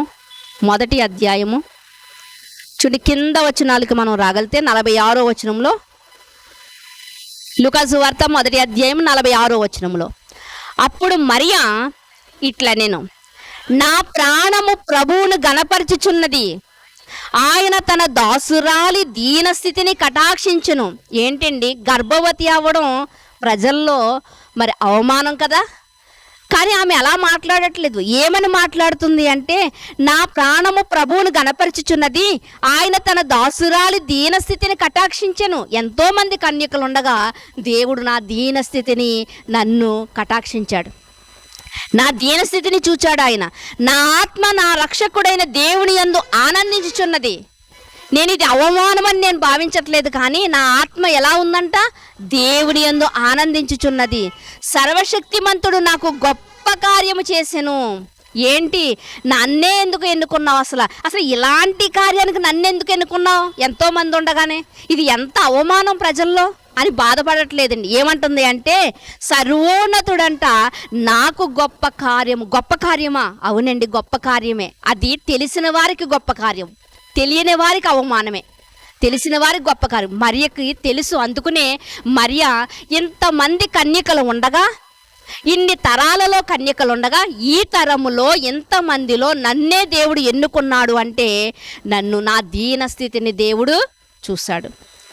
సర్వోన్నతుడు నాకు గొప్ప కార్యము చేశాడు కనుక ఇది మొదలుకొని అన్ని తరముల వారు నన్ను ధన్యురాలు అందరూ. ఏమంటే మరియగా ఉంటే మరియని చెప్పుకుంటాం మనం. మరియగా ఉంటే మరియని మనం చెప్పుకోం. యేసుక్రీస్తు వారికి జన్మనిచ్చింది కాబట్టి, యేసుక్రీస్తు వారిని రక్షకుడిని ఈ భూమి మీదకి తేయడానికి ఒక పాత్రగా వాడబడింది కాబట్టే మరియ గారిని మనం చెప్పుకుంటున్నాం. ఏమంటే ఈరోజు ప్రధానులుగా ఉన్నవారు లేకపోతే అధికారులుగా ఉన్నవారిని మనం చెప్పుకుంటాం. అదే అధికారం దిగారనుకోండి, అంటే గద్దె దిగారనుకోండి, వాళ్ళ కోసం మనం మాట్లాడుకుంటామా? మాట్లాడుకో. ఈరోజు సినిమాల్లో యాక్ట్ చేస్తున్నారు కాబట్టే వారిని గురించి గొప్పగా చెప్పుకుంటారు, వాళ్ళకి పాలాభిషేకాలు చేస్తారు. అదే సినిమాల్లో వాళ్ళు యాక్ట్ చేయకపోతే, ఒక సాధారణ మనిషిగా ఉంటే వాళ్ళని ఎవరైనా పట్టించుకుంటారా? పట్టించుకోరు. ఇప్పుడు మరియ గారి యొక్క పరిస్థితి కూడా అదే. ఏమంటుందంటే, దేవుడు నన్ను ఎన్నుకున్నాడు అని చెప్పి ఇది మొదలుకొని నన్ను అందరూ ధన్యురాలంటారు. ఇంకా కింద వచనంలో మీరు చూడగలిగితే, ఆయన నామము పరిశుద్ధము, ఆయనకు భయపడు వారి మీద ఆయన కనికరము తరతరములు ఉండెను. ఆయన తన బాహువుతో పరాక్రమము చూపెను, వారి హృదయముల్లో ఆలోచన విషయమై గర్విష్ఠులను చెదరగొట్టెను. సింహముల నుండి బలవంతులను పడద్రోసి, ఆ సింహాసనముల నుండి బలవంతులను పడద్రోసి దీనులను లెక్కించుటకు ఆకలిగొన్న వారిని మంచి పదార్థములతో సంతృప్తిపరచి ధనవంతులను వట్టి చేతులతో పంపివేసెను.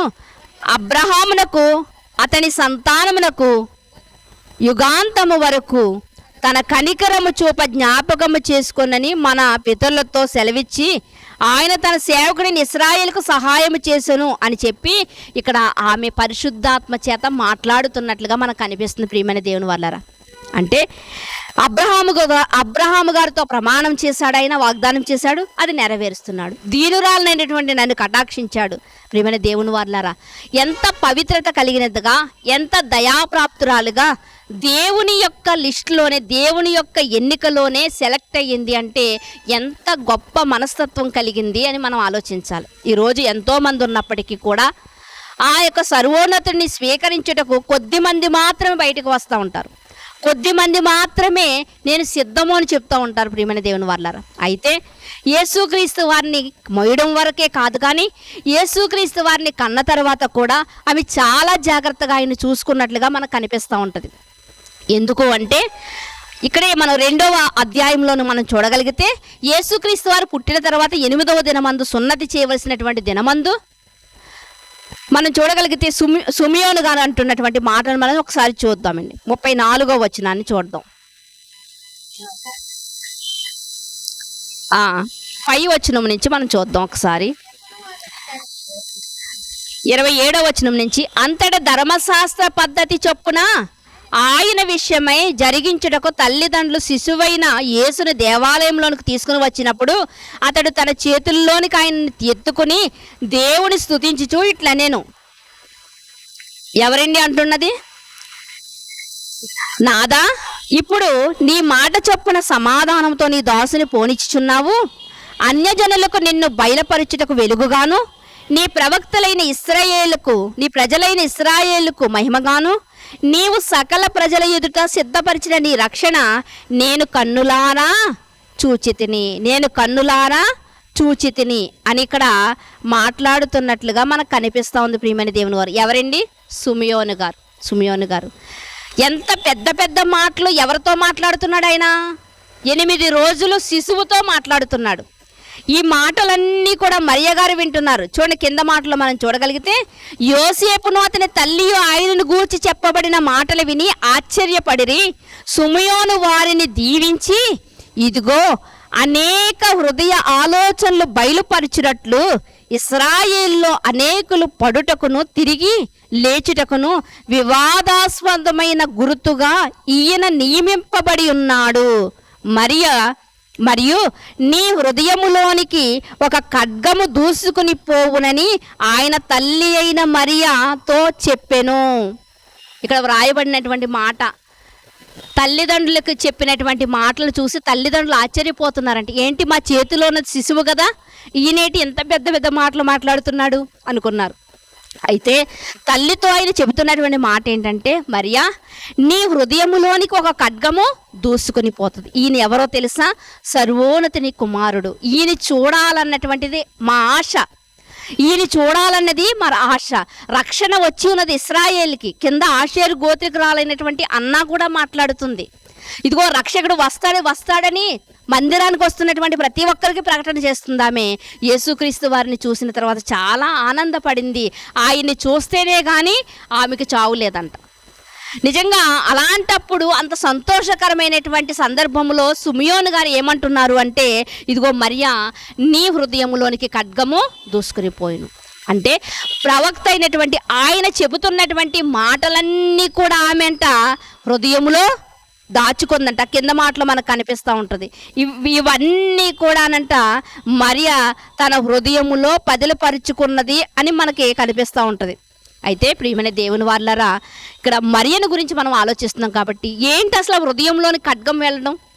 నేను ధన్యురాలని, దేవుడు నా దీనస్థితిని కటాక్షించాడని చెప్పింది కదా, మరి ఈ ఖడ్గం దూసుకుపోవడం ఏంటి అని మనం ఆలోచిస్తే ప్రియులారా, మనకి ఎవరైనా సరే అండి, చాలామంది బిడ్డలు చనిపోయినప్పుడు తల్లిదండ్రులు ఏడుస్తున్నప్పుడు మనం చూస్తూ ఉంటాం. నీ చేతుల మీద మేము చావవలసిన వారము, నీ చేతుల మీద మా సమాధి కార్యక్రమం చేయించుకోవలసినటువంటి మేము బ్రతుకుండి మా చేతుల మీద నీ యొక్క కార్యక్రమం చేయవలసి వచ్చిందని ఎంతగానో కన్నీరు మున్నీరు కారుస్తూ ఉంటారు. అంటే కన్నబిడ్డలు కళ్ళ ముందు చనిపోయినప్పుడు తల్లిదండ్రులకి ఎలా ఉంటుందంటే ఒక కడుపు కోత అని మనం చెప్పుకుంటాం.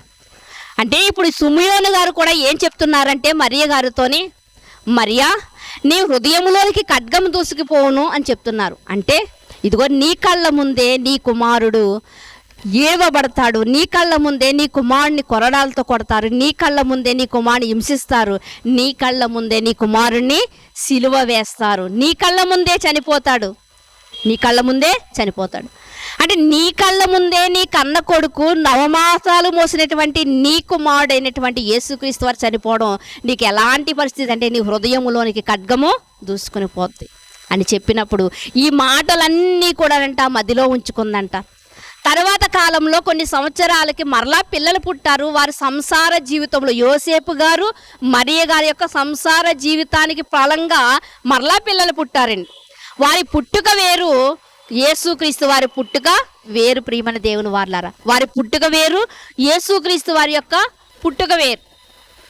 యేసుక్రీస్తు వారి యొక్క పుట్టుక ఎలాంటిది అంటే పరిశుద్ధమైనది. మరి వారి పుట్టుక ఎలాంటిదంటే వారు తల్లిదండ్రుల శారీరక కలయిక వల్ల వారు పుట్టినవారు. అయితే ఎప్పుడో ఒకప్పుడుంది, ఎందుకంటే కించవారు ఒక తల్లికి పుట్టిన వారిలోనే భేదాలు ఉంటాయి. ఒక తల్లే తనకు పుట్టిన పిల్లల్లో కూడా భేదం చూపిస్తుంది. అలాంటిది ఇదిగో నా తండ్రి లేకుండానే, నా తండ్రి సహాయం లేకుండానే నువ్వు పుట్టావు. ఇలాంటి సందర్భాలు ఎన్నో వాళ్ళ మధ్య రావచ్చు. అందుకనే ఒకసారి యేసుక్రీస్తు వారు వాక్యం చెబుతుంటే గృహంలో వారికి భోజనం చేయడానికి లేదంటే ఎవరికి? తన తమ్ముళ్ళైన వారికి. అప్పుడు వారు ఏమంటున్నారంటే, నువ్వు ఇక్కడ కాదు ఎక్కడికన్నా వెళ్ళి చెప్పుకో అంటున్నారు. ఎక్కడికన్నా వెళ్ళి చెప్పుకో అంటున్నారు. ప్రియమైన దేవుని వారలారా, అందుకనే యేసుక్రీస్తు వారు అన్నారు, మనిషి కుమారుడు తలవాల్చుకొనుటకైనను చోటు లేదు. మరొక చోట ఏమంటారంటే మతి చెల్లించిన వాడు అంటారు. నిజంగా ఎన్నోసార్లు మరియా వాళ్ళని అడ్డగించే ఉండాలి. ఎందుకంటే మరియకున్నంత ప్రేమ వారికి ఉండదు కనుక. మనం మరియ గారిని గురించి ఆలోచిస్తున్నాము కాబట్టి మరి యొక్క జీవితం ఎలా ఉంది అని మనం చూడగలిగితే ప్రియమైన దేవుని వారలారా, ఒక పరిశుద్ధమైనటువంటి పవిత్రమైనటువంటి కన్యకగా మనకు కనిపిస్తుంది. నిజంగా యేసుక్రీస్తు వారు పుట్టిన తర్వాత కూడా ఎన్నో మార్లండి. ఒకవేళ ఇదిగో తమ్ముళ్ళైన వారు కించపరిచిన ఆయన్ని మరలా వాళ్ళందరినీ తీసుకుని, ఎందుకంటే నా పిల్లలందరూ కలిసి ఉండాలన్నటువంటి మంచి మనస్తత్వం కలిగినదే మరియ. అందుకునే వాళ్ళందరినీ తీసుకుని వెళ్ళి, వాళ్ళ మనసులు బాగోకపోయినా సరే వాళ్ళని తీసుకుని వెళ్ళింది. ఒకరోజు తీసుకుని వెళ్ళినప్పుడు ఆయన లోపల వాక్యాన్ని బోధిస్తున్నప్పుడు ఒకరు వచ్చి అంటున్నారు, ప్రవ్వా, నీ తల్లియు నీ సహోదరులు వచ్చారు, బయట నిలబడ్డారు, నీతో మాట్లాడవలనని. నిజంగా ఏం చెప్పనాకొచ్చిందో ఆమె. తమ్ముళ్ళు ఏదైనా అనంటే ఒకవేళ కోపం పెట్టుకోక నాయన అని ఒకవేళ సముదాయించడానికి, తన కుమారులందరినీ కలపడానికి ఆమె వచ్చి ఉండాలేమో. నిజంగా ఆలోచిస్తే అంతే కదండి. నిజంగా అలా ఆలోచిస్తే మనం ఒకవేళ అలా ఉండాలి. ఎందుకంటే ఏ తల్లి అయినా సరే కలిసే ఉండాలనుకుంటుంది. ఎక్కడో ఒకరు ఉంటారండి, ఒక ప్రత్యేకమైన జీవితాన్ని కోరుకునేవారు. కానీ ఇక్కడ మరియ జీవితాన్ని మనం చూడగలిగితే ఎవరి తర్వాత తన కుమారులు సహకరించకపోయినప్పటికీ కూడా యేసువారి దగ్గరికి వచ్చింది. ఎక్కడొచ్చిందండి? సిలువ వేయబడినప్పుడు యేసుక్రీస్తు వారి దగ్గరే ఉంది. యేసుక్రీస్తు వారు సిలువ వేయబడిన తర్వాత కూడానంట వారు ప్రార్థనలు జరుగుతున్నటువంటి ఆ రూమ్లో మనం చూడగలిగితే, ఆ గదిలో చూడగలిగితే అక్కడ ఏకీభవించిన వారు ఎవరు అంటే యేసు తల్లి అయినటువంటి మరియ కూడా అక్కడ ఉంది. అంటే తన కుటుంబాన్ని వదిలేసిందండి. ఎవరి కోసం? యేసుక్రీస్తు కోసం. ప్రియమైన దేవుని వారలారా, కుటుంబాన్ని విడిచిపెట్టి యేసుక్రీస్తు వారికి వచ్చింది. యేసుక్రీస్తు వారు చనిపోయిన తర్వాత, సమాధి చేయబడిన తర్వాత ఆ మిగిలిన గుంపులో ఆమె పేరు కూడా లెక్కింపబడింది. మనం అవన్నీ చూసుకుంటే చాలా సమయం అవుతుంది కనుక మనం చూడట్లేదు. అందుకనే ఆమె ప్రేమను గ్రహించినటువంటి యేసుక్రీస్తు వారు సిలువలో ఉన్నప్పుడు ఆమెను వదిలిపెట్టాడా? అనాథగా వదిలిపెట్టలేదు. తాను ఎంతగానో ప్రేమించినటువంటి యోహాను పిలిచి యోహాను నీ తల్లి ఈమె, నా తల్లి నీ తల్లి అని అప్పగించాడు. తల్లి వైపుకి చూచి అమ్మా ఇదిగో నీ కుమారుడు, ఇక నీ కుమారుడు, ఈ కుమారుల్లోనే నన్ను చూసుకో నువ్వు అని తల్లిని అప్పగించాడు. ప్రియమైన దేవుని వారలారా, ఆలోచించండి. తల్లి తన కుమారుని వదులుకోలేకపోయిందండి. అందుకనే ఆ కుటుంబాన్నన్నా వదిలేసింది. కానీ చిన్ననాటి నుంచి, పుట్టినప్పటి నుంచి, గర్భంలోకి రాకమునుపు నుంచి దేవుని యొక్క మాటలు, దేవదూత మాటలు, సుమియోను మాటలు, అన్న మాటలు ఇవన్నీ కూడా హృదయంలో నెమరు వేసుకుంటూ ఉంది. కాబట్టే యేసుక్రీస్తు వారిని వదలలేకపోయింది. సిలువ వేస్తున్నప్పుడు ఆమె వెంటాడి వచ్చిందంట. సమాధి చేయబడిన తర్వాత కూడా ఆమె అక్కడే ఉందంట. లేచిన తర్వాత సువార్త ప్రకటిస్తుంటే వారితో కలిసిపోయిందంట. తర్వాత కదండి తమ తప్పులు తెలుసుకుని తన తమ్ముళ్ళు కలిశారు. అలా తర్వాత కాలంలో యేసుక్రీస్తు వారు ఇంత మంచి అన్నయ్యను మేము కోల్పోయామా? ఆయన అన్నయ్య అన్నా కూడా మేము సరిపోం. మా అమ్మ ఎన్నోసార్లు చెప్పింది, అన్నయ్య ఒక గొప్ప వ్యక్తి, అన్నయ్య ఒక గొప్ప ప్రణాళిక కలిగి వచ్చాడని ఎన్నోసార్లు చెప్పినా మేము వినలేదు. కాబట్టి మేము అన్నయ్య అనడానికి కూడా సరిపోం. కాబట్టి మేము యేసుక్రీస్తు వారి యొక్క దాసుడను అని రాశాడు పత్రిక రాసినప్పుడు. యేసుక్రీస్తు వారి తమ్ముడు పత్రిక రాశాడు. ఎవరండి ఆయన? యాకోబు గారు. ఏమని రాసుకున్నాడో తెలుసా? మొదటి మాటలో మనం చూడగలిగితే యాకోబు పత్రికలో నేను యేసుక్రీస్తు వారి దాసుడను, మొదటి అధ్యాయం 1వ వచనంలో యాకోబు పత్రికలో నేను యేసుక్రీస్తు వారి దాసుడను, తమ్ముడుగా అర్హత లేని వాడిని. మనకున్నటువంటి విలువలు పోగొట్టుకుంటే ఎలాగ ఉంటుందండి?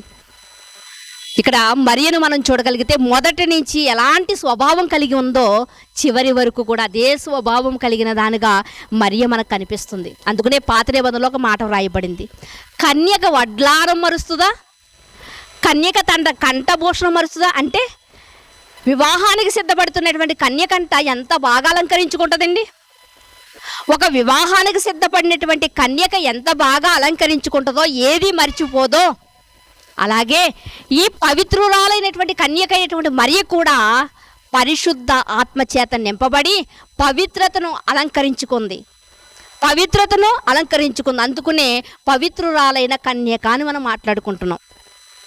ఇక మన దగ్గరికి మనం రాగలిగితే మరియా ఎవరికి సాదృశ్యంగా ఉందంటే సంఘానికి సాదృశ్యంగా ఉంది. ఆమె అపవిత్రత లేనటువంటి కన్యక, పవిత్రురాలైన కన్యక అయితే ఈరోజు సంఘాన్ని కూడా దేవుడు ఏమని పిలుస్తున్నాడు అంటే పవిత్రురాలైనటువంటి కన్యకగాని ఉండాలి అంటున్నాడు. దేన్ని? సంఘాన్ని. సంఘం అంటే 4 గోడలు కాదు. ఈరోజు 4 గోడలు ఉన్నదే సంఘం అనుకుంటున్నారు. సంఘం అంటే 4 గోడలు కాదండి. సంఘం అంటే మనుషులే. గురజాడ అప్పారావు గారు మనకు చెప్పారు కదా, దేశం అంటే మట్టి కాదోయ్, దేశం అంటే మనుషులోయ్. సంఘం అంటే బిల్డింగ్ కాదు, సంఘం అంటే 4 గోడలతో కట్టింది కాదు, సంఘం అంటే సంఘములో ఉన్న విశ్వాసులే సంఘం అంటే.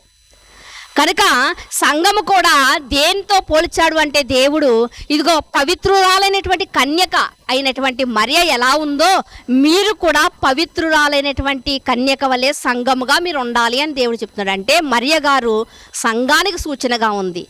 మరియ గారు మనకు ఒక మాదిరికరంగా ఉంది. మనము కూడా పరిశుద్ధులుగాను, నిర్దోషులుగాను, కళంకము లేనివారుగాను మనం బ్రతకాలి. కానీ లోకంలో కనిపించిన ప్రతిదీ మనం అంటించుకుని అపవిత్రులు మాత్రం కాకూడదు.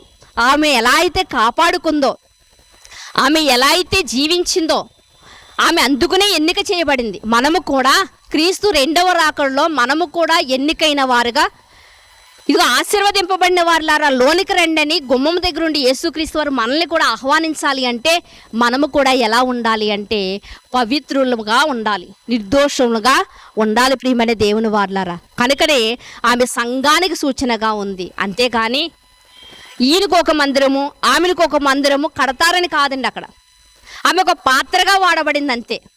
అంతవరకునే ఆమెను ధన్యురాలు అంటున్నాం. క్రీస్తు వారినే గర్భం ధరించింది, మోసిందంటే ఆమె గొప్ప ధన్యురాలు. అనేక మంది కన్యకలు ఉన్నప్పటికీ ఈమె సెలెక్ట్ అయిందంటే ఈమె గొప్ప ధన్యురాలు అంతవరకునే. అంతేగాని మరియను కూడా పూజించాలి అన్నది ఒక మరి దేవుని యొక్క చిత్తంలో లేనిది ప్రియమైన దేవుని వాళ్ళారా. కనుక మరియ ఎలా అయితే ఆమె నిర్మలమైన మనస్సు కలిగి ఉన్నదో మనము కూడా అట్టి రీతిగా మనము కూడా ఉండాలి. ఎందుకంటే మనము కూడా సంఘములో ఉన్నాం. సంఘములో ఉన్న స్త్రీ పురుషులు ఎవరైనప్పటికీ కూడా కన్యకతో దేవుడు పోలుస్తున్నాడు. కనుక అలా పవిత్రురాలైనటువంటి కన్యకగా మనం అందరూ ఉండాలి ప్రియమైన దేవుని వారులారా. ఆమె ఎలా కాపాడుకుంది, మనము కూడా అట్టి రీతిగా మనము కూడా ఉండాలి. మనము కూడా పవిత్రతను అలంకరించుకోవాలి. అంతేకాని ఆమె పవిత్రురాలు కనుక ఆమె ఒక దేవత, పవిత్రురాలు కనుక ఆమెకు ఒక మందిరాన్ని కట్టాలి, పవిత్రురాలు కనుక మన ఇంట్లో కూడా ఆమెకు ఒక ఫోటో తగిలించాలి, ఆమెకు ఒక దండ వేయాలి, ఆమె ఒక దీపం పెట్టాలని ఈరోజు మరియకి కొబ్బరికాయలు కొడుతున్నారు, అట్టిపళ్ళు పెడుతున్నారు. ఒక ప్రత్యేకమైనటువంటి మందిరాన్ని కట్టి ఒక పుణ్యక్షేత్రంగా అక్కడ పెట్టి అక్కడికి వెళ్ళి వారు మరి పెంచుకున్నటువంటి ఈ తలను అక్కడ ఇస్తూ ఉన్నారు. అలా చేయవచ్చు. అసలు బైబిల్ గ్రంథంలో ఎక్కడైనా మనకు చెప్పిందా? ఆమె దయాప్రాప్తురాలు, ఆమె దయ పొందుకుంది, ఎన్నిక చేయబడింది, యేసుక్రీస్తు వారికి జన్మనిచ్చింది, తర్వాత తన సంసార జీవితాన్ని ఆమె సాగించింది. ఎందుకు ధన్యురాలు అనబడిందో మనం చూసాం. కనుక ఒకవేళ మనలో కూడా అలాంటి ఉద్దేశం ఉంటే, ఇంత గొప్ప వ్యక్తికి జననం ఇచ్చింది కాబట్టి, ఇంత గొప్ప వ్యక్తిని కన్నది కాబట్టి ఈమె కూడా ఒక దేవునిలా లేకపోతే ఒక దేవతలా కొలవబడాలి అని అనుకోవడం మంచి పద్ధతి కాదు ప్రియమైన దేవుని వారులారా. మనకి దేవుడు ఒక్కడే, విశ్వాసం ఒక్కటే, మనకు బాప్తిస్మం ఒక్కటే. మరొక దేవుని దగ్గరికి లేకపోతే మరొక మరియమ్మ అనే దేవతను మనం పూజించడం అది మంచి పద్ధతి కాదని మరొకసారి గుర్తు చేస్తున్నాను. ఆమె వలె మనం పవిత్రురాలైనటువంటి కన్యకగా మనం అందరూ సిద్ధపడి ఉండాలని వరుడైనటువంటి యేసుక్రీస్తు వారు లేకపోతే ప్రదానం చేయబడినటువంటి యేసుక్రీస్తు వారు మరలా వచ్చినప్పుడు మనం సిద్ధపడినటువంటి బుద్ధి కలిగినటువంటి పవిత్రురాలైనటువంటి కన్యకగా మనం అందరూ కూడా సిద్ధపడి ఉండాలని కోరుకుంటూ ఈ నా మాటలు ముగిస్తున్నాను. ప్రార్థన చేసుకుందాం. మమ్మల్ని మిక్కిలిగా ప్రేమించిన మా ప్రియా పరలోకపు తండ్రి, మీ ఘనమైన శ్రేష్టమైన నామమును బట్టి మీ కొందనములు నాయన. ఈరోజు తండ్రి దేవా వాక్యపు పరిశీలన లేక తండ్రి దేవా తండ్రి ఎవరు ఏది చెబుతుంటే అది విని అదే వాస్తవం అనుకుని తండ్రి దేవా మాకు కూడా ఒక పుణ్యక్షేత్రం ఉండాలని, మేము కూడా అస్తమాను వెళ్ళి మా యొక్క మొక్కుబడులు చెల్లించుకోవాలని ఈరోజు అనేక మంది తండ్రి ఆరాటపడుతూ ఉన్నారు తండ్రి. కానీ దేవా ఆమెను గురించి మీరు ఎంత చక్కగా వివరించారు అంటే ఆమె పవిత్రురాలై ఉన్నది సంఘానికి సూచనగా కనిపిస్తుంది. కనుక మేము కూడా అట్టి రీతిగా పవిత్రతను కాపాడుకుంటూ పరిశుద్ధతను కాపాడుకుంటూ రక్షకుడిని ఎలా అయితే ఆమె ధరించిందో మేము కూడా క్రీస్తును ధరించినటువంటి వారుగా అటువంటి గొప్ప ధన్యతను మాకు ఇచ్చి తండ్రి మీరు బాప్తిస్మం ద్వారా మమ్మల్ని నిలబెట్టారు. కాబట్టి మీరిచ్చినటువంటి ఈ రక్షణ భాగ్యాన్ని మేము కాపాడుకుంటూ తండ్రి దేవా మేము కూడా చివరి వరకు నా తండ్రి దేవా తండ్రి పరిశుద్ధులుగాను నిర్దోషులుగాను ఉండగలిగినటువంటి చక్కటి తండ్రి దేవా తండ్రి సమయాన్ని మాకు ఇచ్చి తండ్రి వాక్యము చేత మమ్మల్ని పెంపారు చేస్తూ తండ్రి దేవా మమ్మల్ని ఆత్మీయంగా తండ్రి అభివృద్ధి పరుస్తూ ముందుకు నడిపిస్తూ ఎన్నో విలువైనటువంటి మాటలను మీరు మాకు తెలియజేస్తూ మమ్మల్ని బలపరుస్తున్న విధానాన్ని బట్టి మీ కృతజ్ఞతాస్తుతులు చెల్లించుకుంటూ తండ్రి దేవా ఇది మమ్మల్ని మేము తగ్గించుకుంటూ తండ్రి దేవా అయా మిమ్మల్ని ఘనపరుస్తూ తండ్రి దేవా మీ కుమారుని బట్టి మీ కృతజ్ఞతాస్తుతులు చెల్లించుకుంటూ సమస్తమైన మహిమా ఘనత ప్రభావములు మీకు ఆరోపించుకుంటూ మీ కుమారుడు మా రక్షకుడు అయినటువంటి యేసుక్రీస్తు వారి అతి శ్రేష్టమైన నామములే ప్రార్థన అడిగి వేడుకొనిచున్నాం పరమ తండ్రి. ఆమేన్. శ్రద్ధగా ఉన్న మీ అందరికీ ప్రభు పేట వందనాలండి.